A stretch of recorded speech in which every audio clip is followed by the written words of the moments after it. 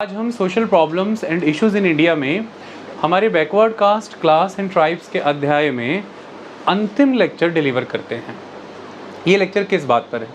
हमारे last 3 lectures इस विषय पर हुए कि शेड्यूल्ड ट्राइब्स का किसी न किसी रिलीजन में कन्वर्ट होना, पहला एलिमेंट, क्या वो हो सकते हैं? दूसरा, उसके बाद क्या उस ट्राइब को जिसने रिलीजन में कन्वर्ट होना तय कर लिया है, क्या उसका बतौर शेड्यूल्ड ट्राइब स्टेटस चले जाना चाहिए? क्या उसकी डीलिस्टिंग हो जानी चाहिए? कॉन्स्टिट्यूशन में क्या प्रोविज़न है किसी ट्राइब को शेड्यूल्ड ट्राइब डिक्लेयर करने के? हमारे स्वतंत्रता सेनानियों ने क्या माना था इसको लेकर के? अलग अलग सुप्रीम कोर्ट की क्या जजमेंट्स आई?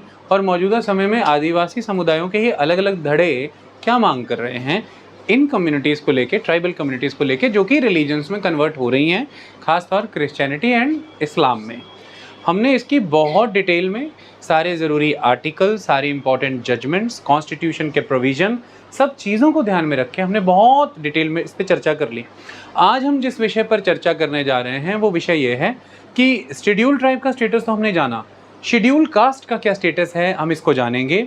इसको लेकर के मौजूदा समय में अक्टूबर 2022 6 को भारत सरकार ने के.जी. बालाकृष्णन, भारत के ex chief justice of India की अध्यक्षता में एक कमेटी बनाई है, जिस कमेटी को ये जिम्मेदारी दी है कि आप इस बात को जांचेंगे कि क्या जो क्रिश्चियन रिलीजन से और इस्लाम रिलीजन से बिलोंग करने वाली दलित कम्युनिटीज़ हैं, क्या उन्हें शेड्यूल कास्ट का बेनिफिट एक्सटेंड करना है या नहीं करना है। ये के.जी. बालाकृष्णन कमेटी को 2 वर्ष का समय दिया गया है अपनी रिपोर्ट सबमिट करने का, जो कि 2 वर्ष 2024 के अक्टूबर में हो जाएंगे। मौजूदा समय में वो कमेटी काम कर रही है। उसमें एक सिविल सर्वेंट हैं, एक उसमें यूजीसी की मेंबर है और एक के.जी. बालाकृष्णन खुद हैं। इतनी बात सारी समझ में आई? ये के.जी. बालाकृष्णन की कमेटी कोई पहली नहीं है। इसके पहले 2007-8 में रंगनाथ कमेटी ने भी इस विषय पर अपना सजेशन दिया था।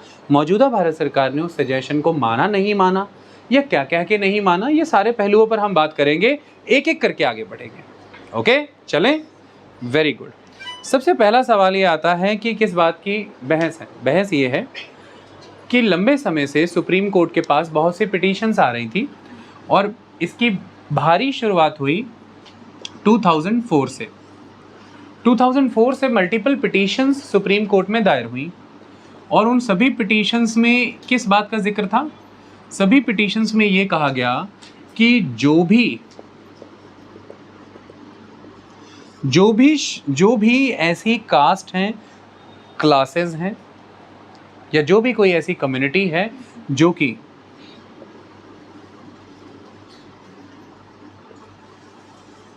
शेड्यूल कास्ट जैसा स्टेटस रखती हैं, वो इस्लाम में हैं यानी कि मुस्लिम हैं या क्रिश्चियन हैं, उन्हें बतौर शेड्यूल ट्राइब, बतौर शेड्यूल कास्ट ही ट्रीट किया जाए। मतलब पिटीशन इस बात की लगाई जा रही है कि अगर कोई भी कम्युनिटी शेड्यूल्ड कास्ट का दर्जा रखने के दर्जे पर है, मतलब उसको वो दर्जा मिलना चाहिए।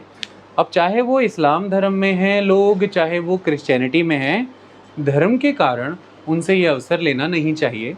उन्हें हमें बतौर शेड्यूल्ड कास्ट ट्रीट करना चाहिए आर्टिकल 341 के तहत। इस बात की बहस है। ये पिटीशंस लगातार सुप्रीम कोर्ट में लगाई जा रही थी।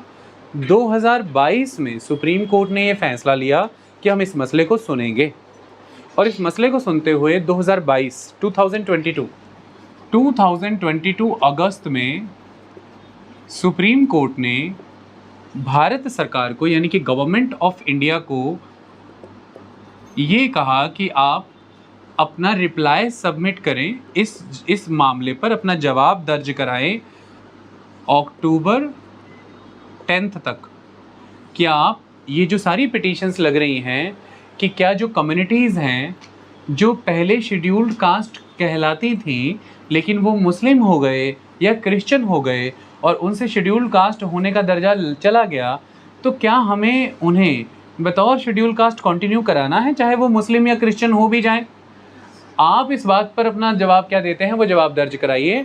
ऐसा अगस्त 2022 को सुप्रीम कोर्ट ने गवर्नमेंट ऑफ इंडिया को कहा कि अक्टूबर 10 तक आप अपना रिप्लाई सबमिट करें।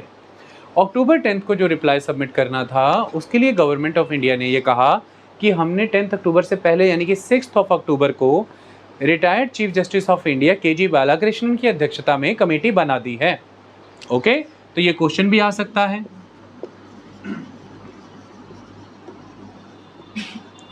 कि ये कमेटी किस चीज़ की जांच कर रही है। ये इस चीज़ की जांच कर रही है कि जो क्रिश्चियनिटी में या इस्लाम में यानी कि मुस्लिम कम्युनिटीज़ में जो लोग कन्वर्ट हो गए थे, जो कि पहले शेड्यूल ट्राइब हुआ करते थे, क्या उनका शेड्यूल ट्राइब का स्टेटस कॉन्टिन्यूस रहना चाहिए after the conversion. Sorry, schedule tribe निकल आता है ना, वही लेक्चर चल रहे थे। क्या उनका शेड्यूल कास्ट का दर्जा कॉन्टिन्यूस रहना चाहिए आफ्टर द कन्वर्जन। ये कमेटी इस चीज़ को जांचेगी। इतनी बात समझ आई। अब वो जब रिकमेंडेशन देगी तो देगी, हम पहले इस मसले को समझेंगे ये मसला कहना क्या चाहता है, ये किन किन विषयों पर खड़ा है। सबसे पहली चीज़, जैसे आर्टिकल 342 के तहत राष्ट्रपति को ये अधिकार है कि वो ये नोटिफाई करें कि शेड्यूल्ड ट्राइब में कौन सी ट्राइब इंडक्ट करनी है, ऐसे ही आर्टिकल 341 के तहत राष्ट्रपति को ये अधिकार है कि वो ये तय करें कि बतौर शेड्यूल्ड कास्ट किस क्लास, किस कम्युनिटी, किस कास्ट और किस ट्राइब के लोगों को हमने डिक्लेयर करना है as a schedule caste. Article 341 में ये राष्ट्रपति को ये अधिकार है। ओके, जैसे आर्टिकल 342 में सब क्लॉज 1 था, वैसे ही आर्टिकल 341 में भी 1 है। इतनी बात समझ में आई। Who will decide? The president.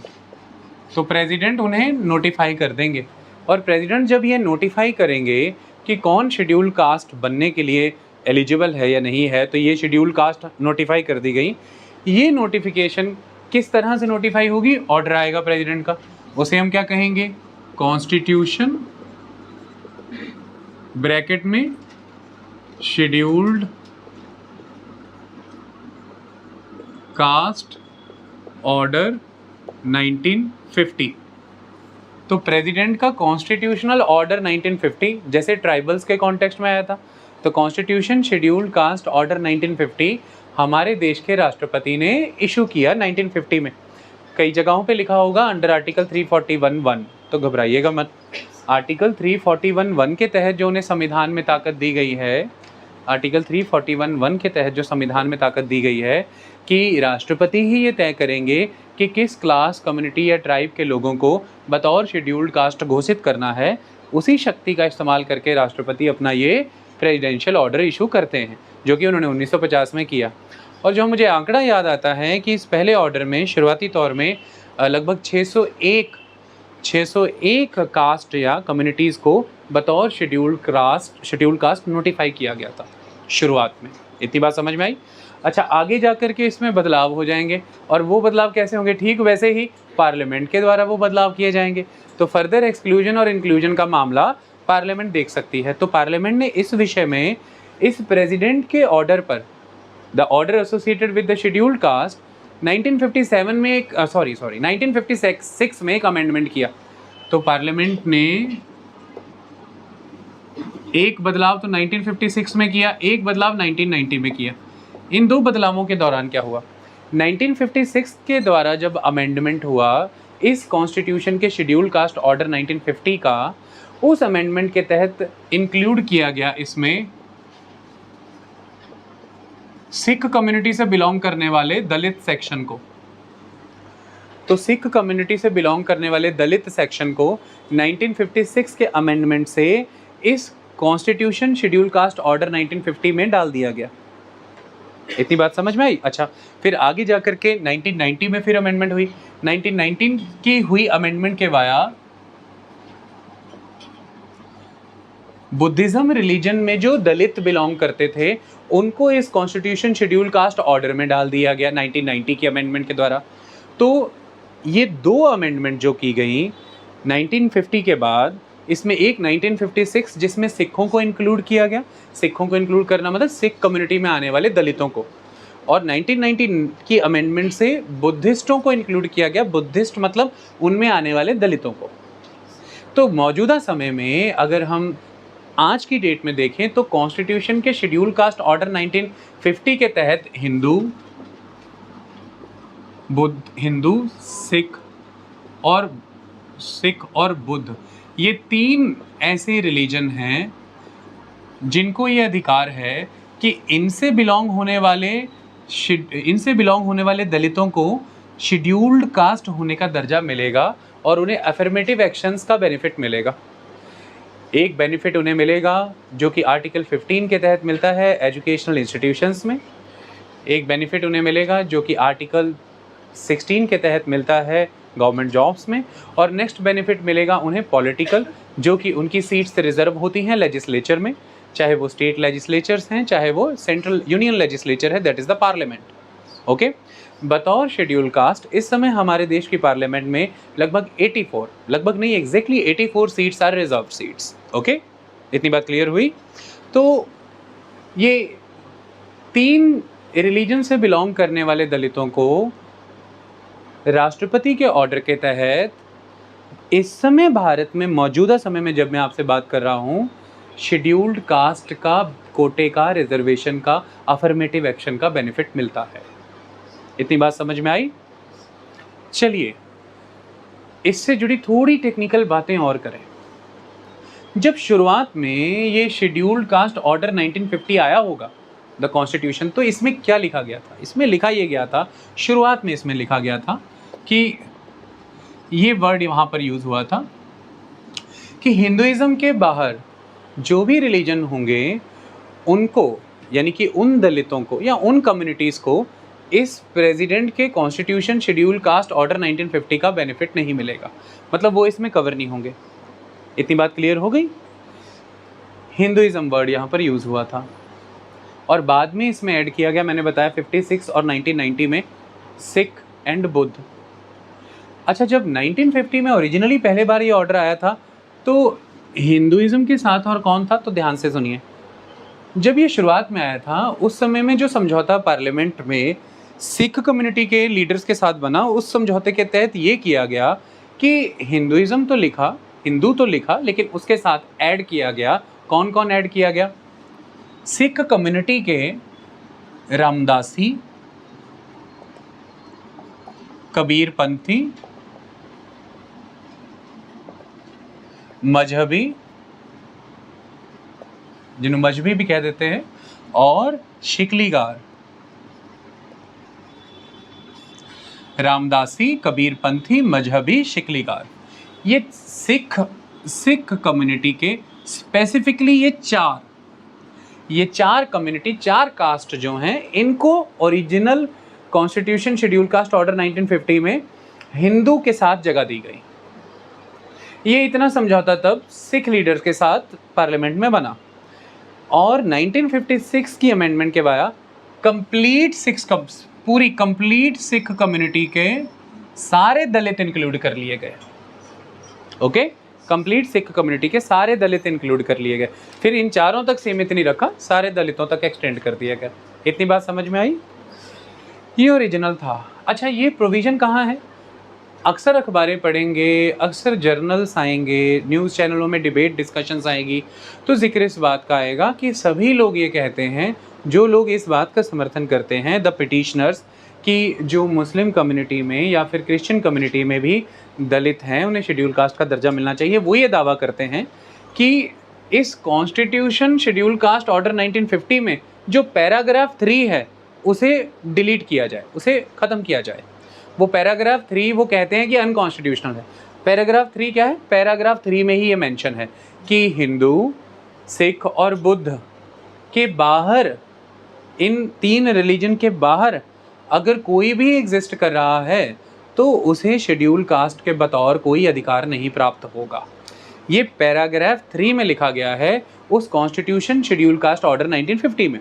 और सभी पिटिशनर्स ये कहते हैं कि इसे हटाइए। अभी 2022 में पार्लियामेंट के अंदर एक प्राइवेट मेंबर बिल लाया गया, जिस बिल के तहत इस ऑर्डर को अमेंड करने की बात रखी गई, जिसमें ये बात लिखी गई कि इस पैराग्राफ को ओमिट करने के लिए ये बिल लाया गया है।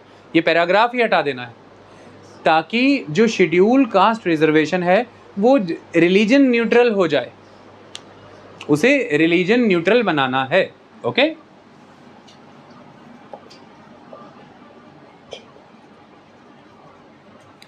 अब यहाँ पर कुछ बातें समझनी जरूरी है। हमारे देश में अगर तमाम तरह की रिजर्वेशंस को देखें तो क्या रिजर्वेशंस एग्जिस्ट करती हैं? रिजर्वेशन एग्जिस्ट करती है शेड्यूल ट्राइब, रिजर्वेशन एग्जिस्ट करती है ओबीसी, रिजर्वेशन एग्जिस्ट करती है इकोनॉमिकली वीकर सेक्शन, और रिजर्वेशन एग्जिस्ट करती है शेड्यूल कास्ट।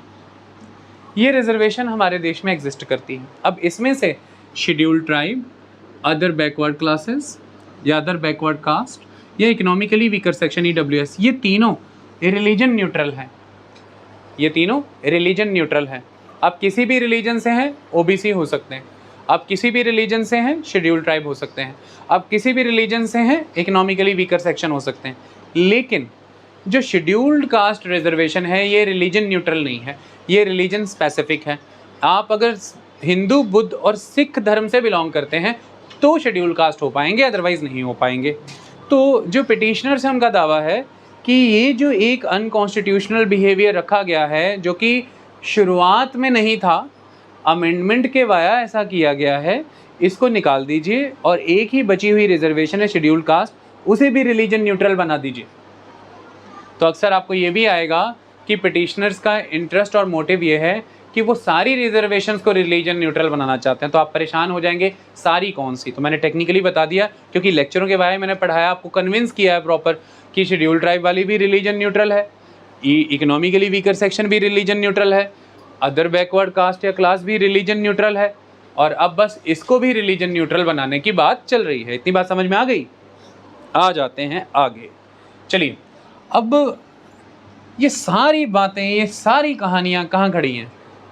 हमने कह दिया कि इनको हम शेड्यूल कास्ट मानेंगे, उनको नहीं मानेंगे। ये डिबेट की शुरुआत ही कहाँ है? डिबेट की शुरुआत यहाँ है। ध्यान से समझो, हमारा कॉन्स्टिट्यूशन ये कहता है कि हम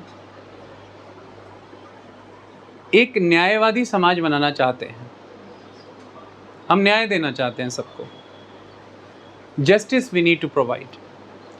अच्छा, जस्टिस देने के लिए, न्याय देने के लिए, जस्टिस के साथ एक चीज़ है जो इनसेपरेबल है, वो है समानता, इक्वलिटी।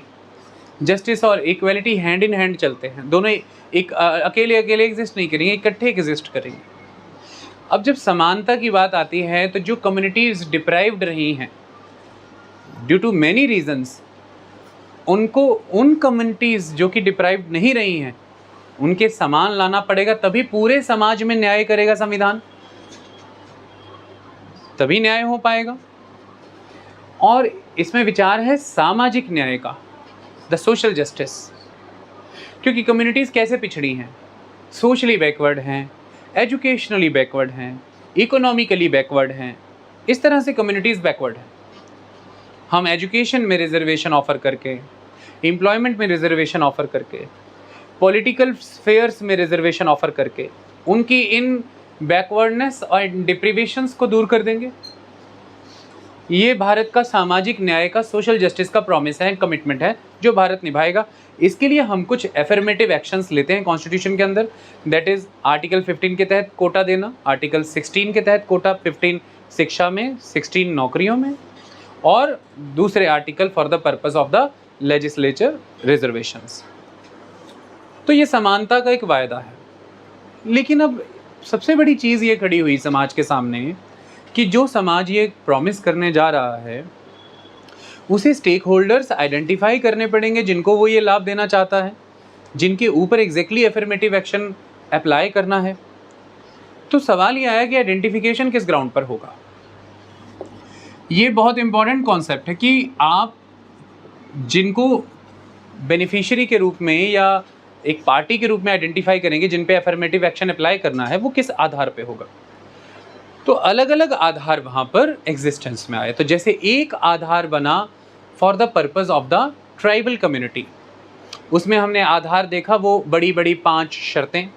तो आप उनको शेड्यूल ट्राइब का दर्जा देते हैं, 5 शर्तें मैंने आपको पढ़ाई थी, तभी आप उन्हें शेड्यूल ट्राइब का दर्जा देते हैं। और वो 5 शर्तें स्पेसिफिक है कि वो जिस ट्राइब से जुड़ी हैं उस ट्राइब के लोगों को शेड्यूल ट्राइब का दर्जा मिलता है। पहली तो एक प्राइम शर्त है कि वो ट्राइब होना चाहिए ना, the prime reason is that they should be the tribe, है ना। फिर उन ट्राइब में से अगर वो पूरी ट्राइब या उस ट्राइब में कोई क्लास या उस ट्राइब में कोई ग्रुप अगर वो 5 चीज़ें होल्ड कर रहा है जो हमने पढ़ी थी, मेन स्ट्रीम सोसाइटी से आइसोलेशन रहना, जैसे जोग्राफिकल आइसोलेशन, फिर शाइनेस महसूस करना, फिर प्रिमिटिव ट्रेट्स होना, इकोनॉमिक बैकवर्डनेस, ऐसी 5 चीज़ें हमने पढ़ी। उन पूरी ट्राइब में या उस ट्राइब से में बिलोंग करने वाले एक छोटे ग्रुप में या उससे बिलोंग करने वाली किसी क्लास में हमें नज़र आया तो हम उसे क्वालिफाई मानेंगे शेड्यूल्ड ट्राइब में आने के लिए। मतलब उस ट्राइब को दर्ज कर देंगे शेड्यूल में तो वो शेड्यूल ट्राइब हो जाएगी, ऐसा ही था ना। तो ये तो उस ग्राउंड पर आइडेंटिफाई हो गए, चलो चले गए। अच्छा, दूसरी तरफ हमने हमारे देश में इसे बाद में जाके चुना है। पहली बात तो ये थी कि शेड्यूल ट्राइब के लिए भी टर्मिनोलॉजी क्या है, तो बैकवर्ड क्लास है ना, एक क्लास द बैकवर्ड क्लासेस। अच्छा, दूसरी जो है वो हमने चुनी शेड्यूल कास्ट के लिए। वो कौन सी? जो भी कास्ट है हमारे देश के अंदर, जितनी भी कास्ट है हमारे देश के अंदर, उन कास्ट में अगर एक्सट्रीम लेवल का social, educational and economic backwardness है, किस वजह से? द रीजन उनकी अटैचमेंट करना, reason due to their attachment with the practices of untouchability. मतलब वो कास्ट, वो क्लास, वो ग्रुप, वो कम्युनिटी जिसे अस्पर्शता, अनटचेबिलिटी से जुड़ी सारी प्रथाओं से हमने अटैच किया, जिसके कारण वो एक्सट्रीम सोशल, सामाजिक, शैक्षणिक यानी कि एजुकेशनल और आर्थिक बैकवर्डनेस से सफ़र कर रहे हैं, उनको शेड्यूल्ड में डाल करके शेड्यूल्ड कास्ट डिक्लेयर करना। इनको आइडेंटिफाई करने का ये तरीका बना। तो primary thing here is untouchability, अस्पर्शता। इतनी बात क्लियर हुई? This is the untouchability. So the reason of their being attached to the practices of the untouchability in the Indian society, they're extremely backward in social development, in educational development, in economic development. They're extremely backward. So we need to give them some support, or we need to give them justice. For that we need to go with the affirmative actions. Okay? तो इनको हमने बहुत बताया scheduled caste. कोई दिक्कत तो नहीं? तो शेड्यूल्ड ट्राइब हिंदी में अनुसूचित जनजाति, शेड्यूल्ड कास्ट हिंदी में अनुसूचित जाति। तो अनुसूचित जाति, अनुसूचित जनजाति, दो बना दी गई हमारे देश में। इतनी बात समझ में? अच्छा, तो ये भी हो गई बैकवर्ड क्लास। अब बैकवर्ड क्लास हो गई, देखिए दो हो गई हमारे देश में बैकवर्ड क्लास, एक शेड्यूल्ड कास्ट, एक शेड्यूल्ड ट्राइब। ये ओरिजिनली हमने बनाई पहले, लेकिन फिर समय आया और हमने ये देखा कि इनके अलावा भी किन्हीं ग्राउंड पर हमारे देश में कुछ क्लासेस हैं जो बैकवर्ड हैं। तो हमने 1950s के डिकेड में एक कमीशन बनाया, commission for the backward classes, काका कालेलकर कमीशन। उन्होंने स्टडी की बैकवर्डनेस की देश में। तो जो कास्ट या क्लासेस या communities social and educational backwardness देश में एक्सपीरियंस कर रही थी, उसको सोशली एजुकेशनली बैकवर्ड माना और ये कहा कि these are the classes which are socially educationally backward and they are the backward classes other than the already existing backward classes. So that's why they are the other backward classes, OBCs. तो OBCs का जो कोटा देने का benefit का जो basis है वो सामाजिक और शैक्षणिक पिछड़ापन है, सोशल एंड एजुकेशनल बैकवर्डनेस। कहीं पर भी वर्ड जो है वो पॉलिटिकल नहीं है और इकोनॉमिक नहीं है, ये सोशल एजुकेशनल बैकवर्डनेस के दम पर दिया गया कोटा है। तो तीन तरह के देखिए कोटे हैं, तीन ग्राउंड पे आइडेंटिफाई हुए हैं। एक शेड्यूल ट्राइब को मिलने वाला, वो आपको पता लग गई, उनकी 5 शर्तें, वो अलग चल रहा है। एक शेड्यूल कास्ट को मिलने वाला आपको समझ में आ गया, अनटचेबिलिटी के रीज़न से जो extreme state of social, educational and economic backwardness आई है, वहाँ पर स्पष्ट शब्द चल रहा है economic backwardness. You need to observe that. Okay, and यहाँ पर तीसरी जो फिर एक और क्लास हमने निकाली बाद में जा करके, जिसको रिजर्वेशन 1991 में मिला, and that is the social and educational backwardness. ये है ओबीसी कैटेगरी। तो 3 आ गए अस्तित्व में, SC ST OBC। फिर रिसेंटली अभी जा करके एक और आया, ये इकोनॉमी के ग्राउंड पे दिया गया exclusively, it is economically weaker section. इसमें सोशल बैकवर्डनेस, एजुकेशनल बैकवर्ड नहीं, इकोनॉमिकली वीकर सेक्शन, मतलब कि वो समाज जो किसी भी और कोटे में कवर नहीं हो रहा है और आर्थिक तौर पर कमज़ोर है, वो EWS में कवर हो जाएगा। इतनी बात क्लियर हुई? तो इस तरह से हमारे देश में मोटा मोटी 4 SC ST OBC EWS ये कोटे एग्जिस्ट कर रहे हैं। इतनी बात क्लियर हुई? तो सबसे पहली तो ज़रूरी चीज़ थी ये आइडेंटिफाई करना कि किस ग्राउंड पर हमें कोटा ऑफर करना है। Is there someone outside? कोई है? ओके, लगा ना? ठीक है, वहाँ से आवाज़ आई थी। ठीक है, इतनी बात स्पष्ट हो गई। आगे चलें। अब सवाल ये आया, ये सारी समस्या जहाँ से खड़ी होनी है उसका ग्राउंड यहाँ पर बनता है। जब कॉन्स्टिट्यूएंट असेंबली के सामने ये मुद्दा आया उस टाइम पर, और बाद में जब पार्लियामेंट के सामने ये मुद्दा आया, शुरुआत कॉन्स्टिट्यूएंट असेंबली से, तो ये सवाल आया कि ये जब अनटचेबिलिटी की बात कर रहे हैं इंडिया में there are different cultural groups, it means there are many different societies. There are society number 1, society number 2, S2, S3, S4. There are many different cultural groups. It means there are many different societies. और सभी societies मिल करके composite culture create करती हैं, composite society बनाती हैं, जिससे हमारा एक भारत बनता है कि नहीं? सभी मिल करके एक राष्ट्र बना रहे हैं और एक राज्य बना रहे हैं। लेकिन सवाल ये पैदा हुआ, इन सोसाइटीज़ में से इंडिया में कौन सी सोसाइटी है जिसके सोसाइटल अरेंजमेंट में, जिसके सोशल स्ट्रक्चर में, सामाजिक ढांचे में ये अनटचेबिलिटी प्रैक्टिस की जा रही थी। समाज का ढांचा होता है ना, मैं अभी एग्जाम्पल के तौर पे देता हूँ आपके सामने। मैंने पहले एक यहाँ पर एक टॉप टू डाउन एक वर्टिकल अलमीरा रखी है, उसका ढांचा इस तरह से वर्टिकलिटी में है, ऊपर का सबसे रैक और बॉटम का रैक, ये इसका स्ट्रक्चर ही है ना अलमीरा का ढांचा। अच्छा, दूसरी तरफ आपके सामने मैंने नीचे लो ग्राउंड हॉरिजॉन्टल अलमीरा रख दी है, उसमें बहुत ज़्यादा ऊपर नीचे वाले रैक नहीं है, पर कंटिन्यूटी में हॉरिजॉन्टलिटी में रैक है। दोनों का ढांचा कितना अलग है?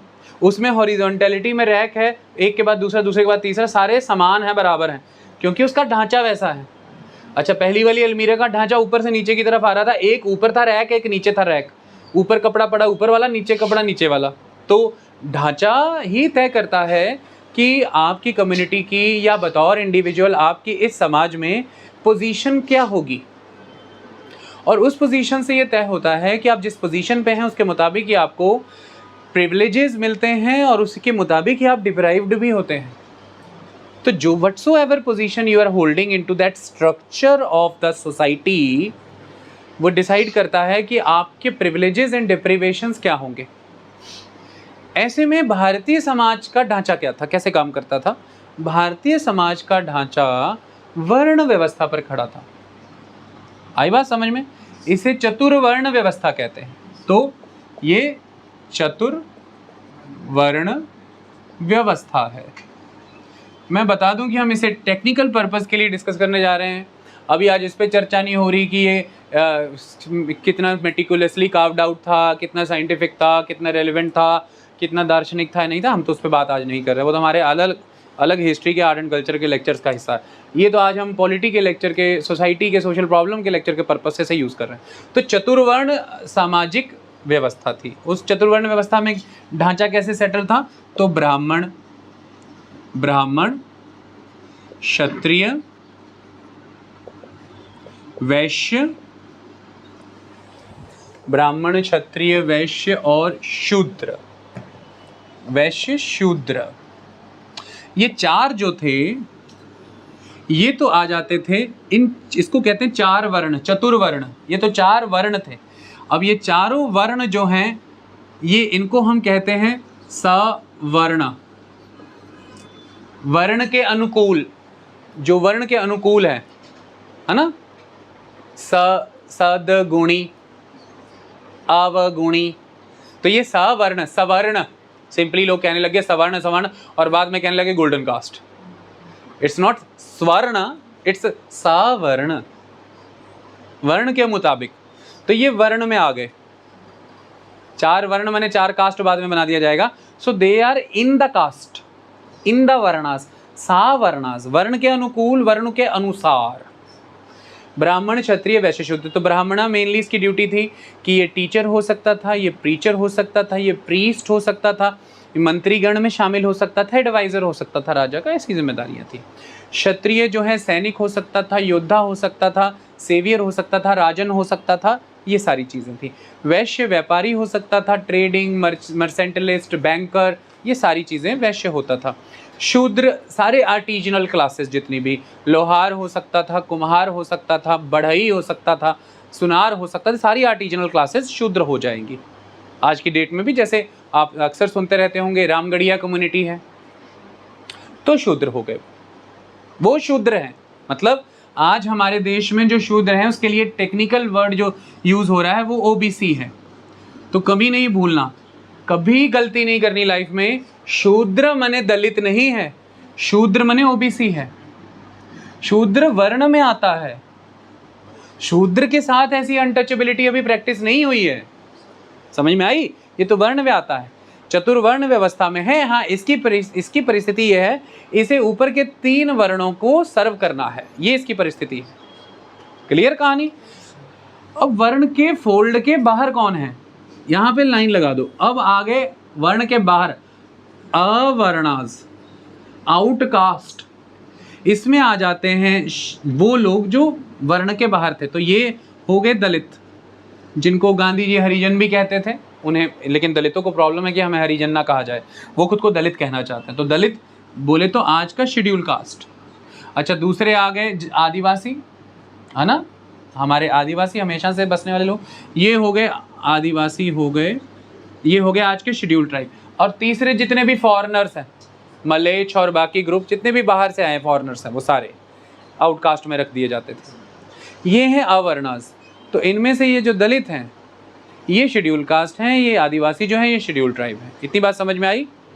तो ऐसे में इस चतुर्वर्ण व्यवस्था के तहत 4 वर्णों से बाहर रखा गया है दलितों को, और दलितों की भी फर्दर और एक्सट्रीम डिवीजन की गई है। नॉन पॉल्यूटेंट दलित, पॉल्यूटेंट दलित। पॉल्यूटेंट दलित की परिस्थिति और ज़्यादा खराब रखी गई है, वो उसने खास तौर पर अनटचेबिलिटी झेली है, अस्पर्शता झेली है। ऐसा माना गया है कि ये पॉल्यूटेंट एक्टिविटीज़ में काम करते हैं, तो ये पॉल्यूटेंट काम करेंगे, इनको नहीं स्पर्श कर सकते। इतनी बात समझ में आई? तो ये this is the story.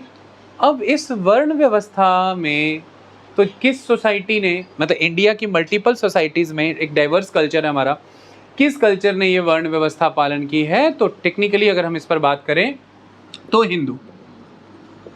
Hindu religion ने या हिंदू कल्चर में ये वर्ण व्यवस्था की पालना हुई।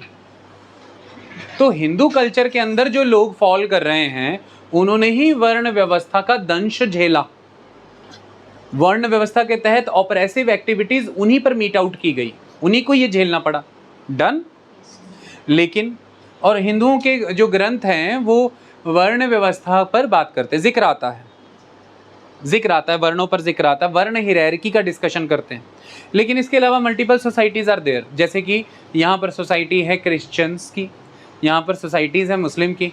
उनके स्क्रिप्चर्स में, उनके ग्रंथों में, कुरान में, बाइबल में और अदर दूसरे जितने भी उनके एसोसिएटेड ग्रंथ हैं, उनमें इस तरह की वर्ण व्यवस्था का जिक्र नहीं आता। आई बात समझ में? ये बात ध्यान से आपको दिमाग में रखनी है कि उनके कहीं भी कोई ऐसी कास्ट हायरार्की या वर्ण व्यवस्था का जिक्र नहीं आता। लेकिन इसी भारत में एक समुदाय, एक समाज है, हिंदू समाज, हिंदू धर्म, जिसके ग्रंथों में हायरार्की का जिक्र आता है, वर्ण व्यवस्था का जिक्र आता है, ब्राह्मण, क्षत्रिय, वैश्य, शूद्र का जिक्र